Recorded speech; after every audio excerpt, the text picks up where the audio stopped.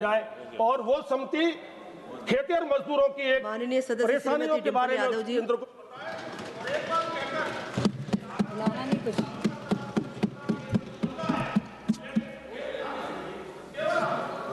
मैं धन्यवाद देना चाहूंगी अध्यक्ष जी का कि आपने मुझे कृषि मंत्रालय की अनुदान मांगों पर चर्चा में भाग लेने का अवसर दिया।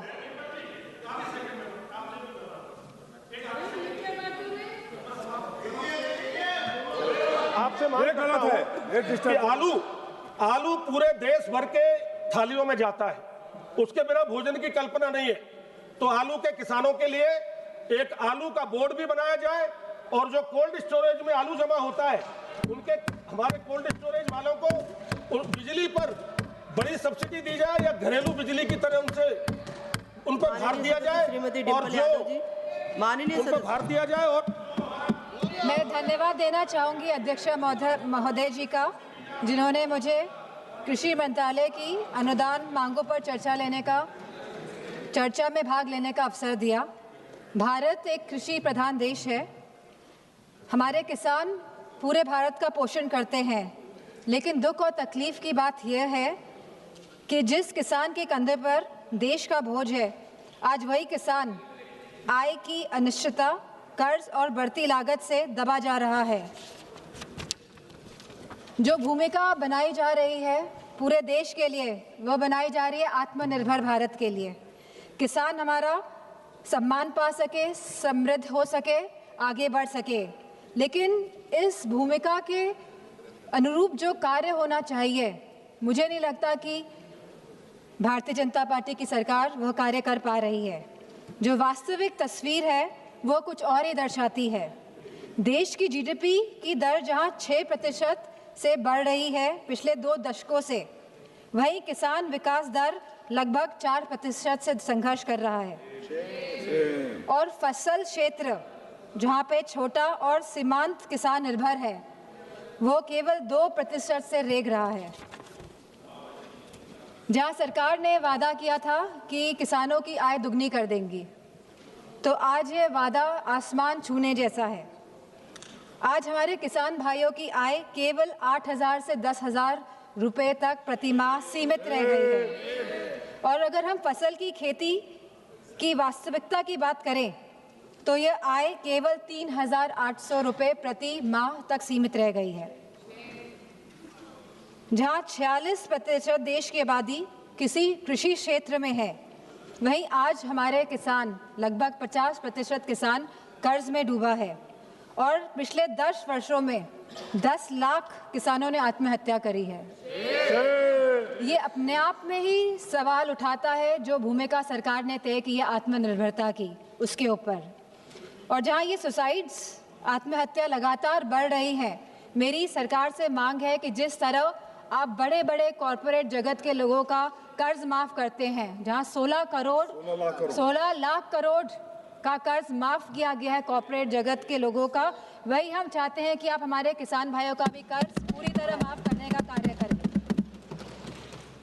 हमारे अभी भारतीय जनता पार्टी के सांसद बोल रहे थे कि एमएसपी की बात विपक्षी दल क्यों कर रहे हैं, तो ये तो भारतीय जनता पार्टी के घोषणा पत्र में था 2014 के कि आप स्वामीनाथन कमीशन के फॉर्मूले पे एमएसपी तय करेंगे।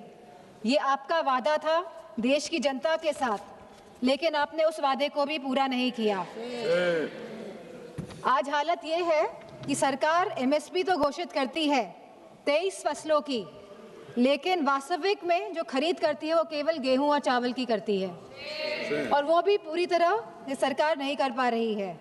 हम जानना चाहते हैं कि उत्तर प्रदेश में सरकार कितना गेहूं और कितने चावल की खरीद कर रही है और कितना प्रतिशत कर रही है, कितनों को वापस कर दिया और कितनों को वापस कर दिया गया है। आज जहां हम प्रधानमंत्री फसल बीमा योजना की भी बात करना चाहेंगे, क्योंकि 25% इसमें कटौती की गई है और सरकारी आंकड़ों के अनुसार 2 करोड़ हेक्टेयर फसल क्षेत्र क्षतिग्रस्त हुआ है बाढ़ के कारण, मौसम के कारण, ओलावृष्टि के कारण, सूखा पड़ने के कारण। अगर यह इतना 2 करोड़ हेक्टेयर फसल क्षेत्र अगर क्षतिग्रस्त हुआ है, अगर किसानों का नुकसान हुआ है, तो आखिरकार सरकार ने लगभग 25% कटौती प्रधानमंत्री फसल बीमा योजना में क्यों करी है? इसका भी हम जवाब चाहते हैं हमारे कृषि मंत्री से।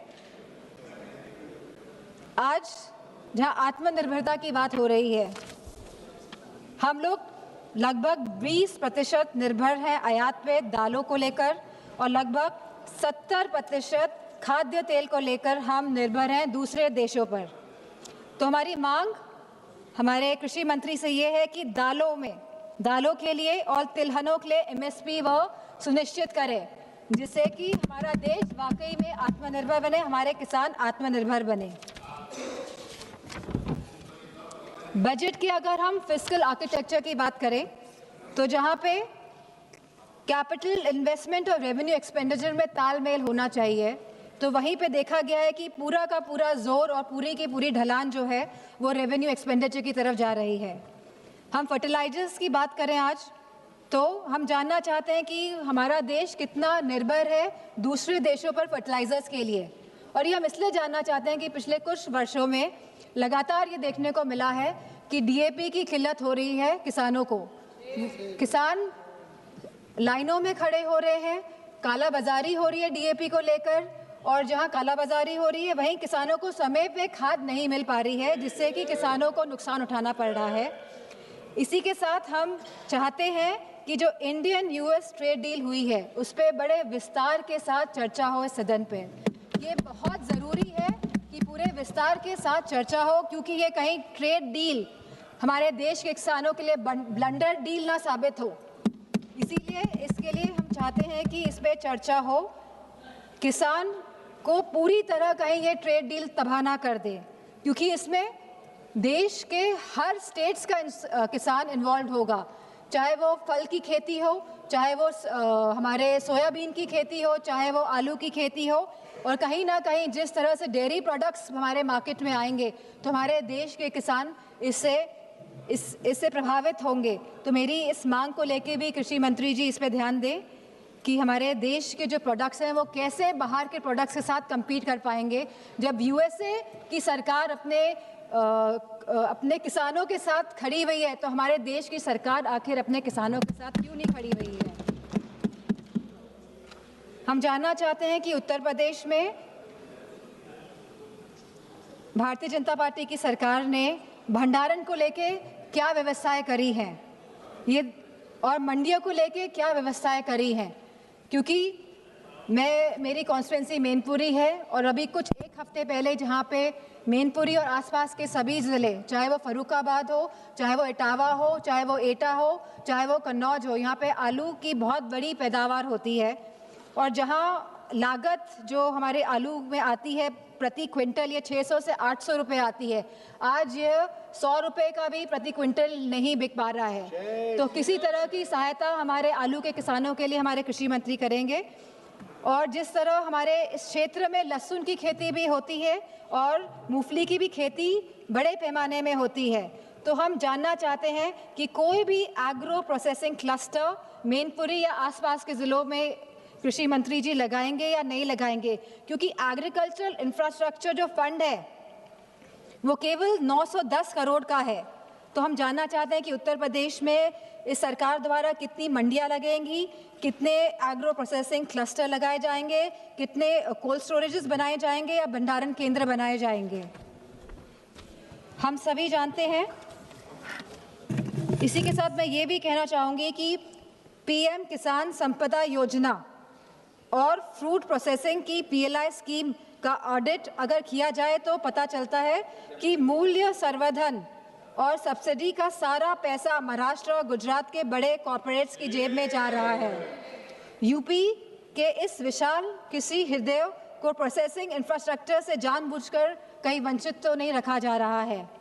तो मेरी सरकार से डिमांड है कि आप हमारे क्षेत्र की तरफ भी देखें, उत्तर प्रदेश की तरफ भी देखें, यहाँ पे प्रोसेसिंग क्लस्टर्स लगाएं, यहाँ पे मंडियाँ बनवाएं, जिससे कि किसान बिचौलियों के हाथों में ना फंसे और अपने कृषि उत्पादकों को वो सही दाम पे बेच पाएं। और जो छोटे किसान हैं जो दूसरों की ज़मीन पर खेती करते हैं, अगर उनकी खेती आपदा या किसी भी वजह से नष्ट हो जाती है तो उन्हें सरकार से कोई भी सहायता नहीं मिलती है। तो हम ये चाहते हैं सरकार से कि उनका मुआवजा सुनिश्चित किया जाए और उनको किसी इस तरह की आर्थिक सुरक्षा दी जाए। इन्हीं किसान दुर्घटना बीमा में जहां 5 लाख रुपए आज किसानों को मिल रहे हैं, तो हमारी ये गुजारिश है सरकार से, हमारे कृषि मंत्री से, कि इसे बढ़ाकर 10 लाख रुपए किया जाए। और इन्हीं शब्दों के साथ मैं अपनी बात को समाप्त करती हूँ। बहुत बहुत धन्यवाद।